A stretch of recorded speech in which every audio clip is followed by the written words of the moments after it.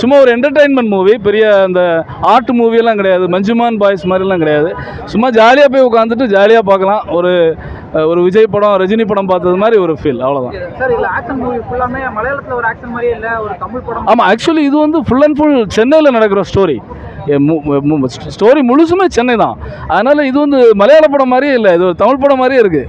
நம்ம தமிழுங்க எல்லாரும், தமிழ்நாட்டில் எல்லாருமே பார்க்கலாம். ஆமாம், புலிமுருகனை கம்பேர் பண்ணும்போது இந்த படம் ஆக்ஷனாக இன்னும் நல்லா டெவலப் ஆயிருக்கு, அதே அளவுக்கு அது புலிமுருகன் மாதிரி தான். அது வந்து காட்டுக்குள்ளே ஒரு ஆக்ஷன், இது வந்து சிட்டிக்குள்ளே ஒரு ஆக்ஷன். ரெண்டுமே சூப்பராக பண்ணியிருக்காப்ல. சார் மலையாள படம் எப்பவுமே ஸ்லோ பேஸில் தான் போகும் மூவி, இந்த படம் full and full starting action. இல்லை, ஆக்சுவலி ஸ்டார்டிங்கில் கொஞ்சம் ஸ்லோவாக இருந்தது, ஏன்னா அந்த ஸ்டோரி டெவலப் பண்ணுறதுக்கு. ஆனால் இன்டர்வியூ பிறகு வந்து ரொம்ப அமேசிங்காக பண்ணியிருக்காங்க. சார் டர்போ ஜோஸ் கேரக்டர் எப்படி சார் பண்ணியிருக்காரு? அவர் வந்து அமேசிங். ஆக்சுவலி இந்த வயசில் வந்து அதாவது நம்ம விஜய், அஜித் மாதிரி லெவலில் பண்ணியிருக்காங்க. ஆமாம், நம்ம வயசே தெரில இவங்களுக்கெல்லாம், தான் ஒரு பெரிய விஷயம். எப்படி சார் பார்க்குறீங்க? ஏன்னா 73 ஆகுது. அதுதான், அது இந்த படம் நான் பார்த்ததே வந்து இந்த 73ல் இந்த மனுஷன் இப்படியெல்லாம் பண்ணுறாங்க, அது அன்பிலீவபிள். ஆக்சுவலி அதுக்கு தான் போனதே. ஆக்சுவலி நான் இந்த படம் பார்த்ததே வந்து இந்த வயசில் இந்த மனுஷன் இப்படிலாம் பண்ணுறாங்களே. யாரும் அவர் மட்டும் இல்லை, நம்ம ரஜினிகாந்த், கமலஹாசன் இவங்கெல்லாம் இவ்வளோ சீரியஸ் ஆகி ஒரு விஜய் மாதிரி ஆட்களுக்கு டஃப் கொடுக்குறாங்க. அது வந்து it's really unbelievable.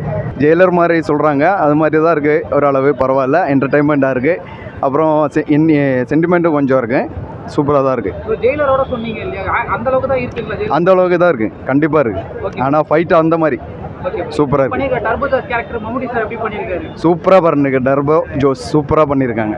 Okay bro, recent டைமில் அவரோட கேரக்டர் எல்லாமே டிஃப்ரெண்ட்டாக பண்ணியிருக்காரு. கண்ணு ஸ்குவாட்ல ஆகட்டும், பிரம்மயுகத்தில் ஆகட்டும், எல்லாமே டிஃப்ரெண்ட்டாக இருக்குது. வயசாக சூப்பராக பண்ணியிருக்காங்க டேரக்டர். புலிமுருகன் கம்பேர் பண்ணும்போது இந்த படம் எப்படி ப்ரோ, ஆக்ஷன் எப்படி ப்ரோ வந்துருக்கு? ஆக்ஷன் செம்மையாக இருக்குது, ஃபைட்டு ஹெவி.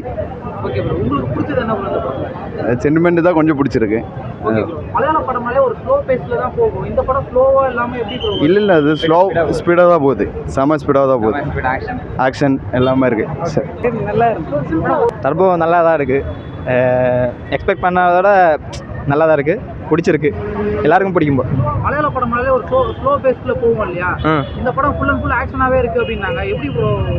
ஆக்ஷன் வந்து பிளேஸ் பண்ணியிருக்கிற இடம் எல்லாம் கரெக்டாக தான் இருக்குது.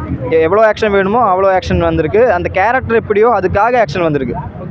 ப்ரோ, மம்முட்டி சார் வந்து 73 ஏஜ் ஆகுது. ஸோ இந்த மாதிரியான கேரக்டர் எப்படி பார்க்குறீங்க? இது முன்னாடி கண்ணூர் ஸ்கோர் ஆகட்டும், பிரம்மயுகம் ஆகட்டும், டிஃப்ரெண்ட் கேரக்டர். இப்போ கமர்ஷியலாக இந்த படத்தை எப்படி ப்ரோ பார்க்குறீங்க? ஃபுல் அண்ட் ஃபுல் ஆக்ஷன் போது அவங்க எந்த ஜோனர் பண்ணுறாங்களோ அந்த ஜோனரில் அவங்க பெட்டராக இருப்பாங்க, அந்த மாதிரி ட்ரை பண்ணுவாங்க. அதே தான் அவங்க பண்ணியிருக்கிறாங்க. மலையாள படங்கள் தமிழில் வந்து பெரிய. ஆமாம். ஸோ இந்த படம் தமிழில் அந்த அளவுக்கு போகும்னு நினைக்கிறீங்களா? அது தமிழ் ஆடியன்ஸ் தான் சொல்லணும்.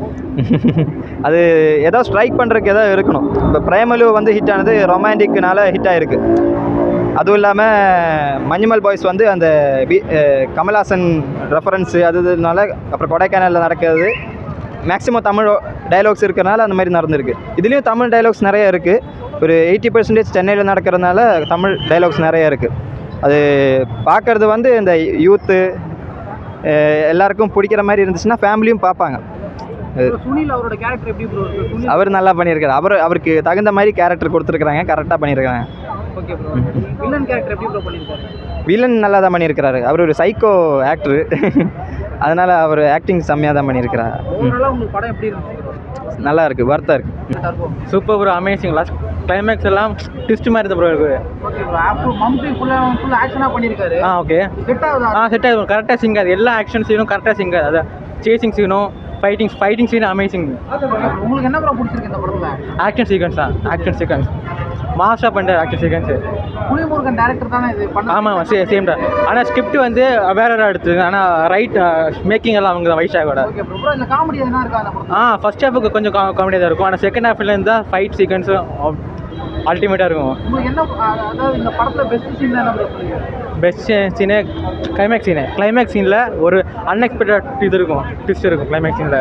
சாங்ஸ்லாம் ஒர்க் ஆகிருக்கா? சாங்ஸ் ஓகே தான். ஓகே மலையாள மூவினால கொஞ்சம் ஸ்லோ பேஸில் தான் போவோம். இல்லை ப்ரோ, அவ்வளோ இல்லை. ஃபர்ஸ்ட் ஹாஃப் கொஞ்சம் ஸ்லோ பேஸாக இதாகும். ஆனால் செகண்ட் ஹாஃப்ல இருந்தால் கரெக்டாக இதாக சிங் ஆகும்.